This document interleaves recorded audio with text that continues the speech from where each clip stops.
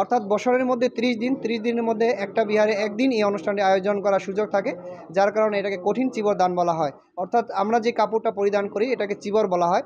এই চিবরটিকে 24 ঘন্টার মধ্যে সুতা থেকে কাপড় বুনে সেটাকে দান করতে হয় এবং 24 ঘন্টার মধ্যে এই অনুষ্ঠান আয়োজন করতে হয়, যার কারণে এটা করা খুবই কঠিন। এই কারণে এটাকে কঠিন চিবরদান বলা হয়। এবং দ্বিতীয়ত, এই চিবরদান তাদেরকেই করা যাবে যে ভিক্ষু সংঘ 3 মাস একই বিহারে অবস্থান করে বসবাসের সময় তাদেরকেই দান করা যাবে। এবং এই চিবর দান অনুষ্ঠান আয়োজন করার জন্য ভিক্ষু সংঘরা কোনোভাবেই তাদেরকে উৎসাহিত করা যাবে না।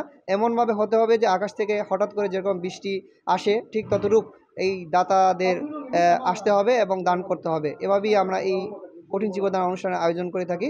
এই অনুষ্ঠানে আমরা সকল মানুষের মঙ্গল এবং সকল মানুষের সুখ শান্তি কামনা করে আমরা এই চিবর দান করে থাকি। ভিক্ষু সংঘরা এই চিবর গ্রহণ করার পরে তারা নানা রকমের গরম থেকে সুরক্ষা পাবে, পোকামাকড় থেকে সুরক্ষা পাবে।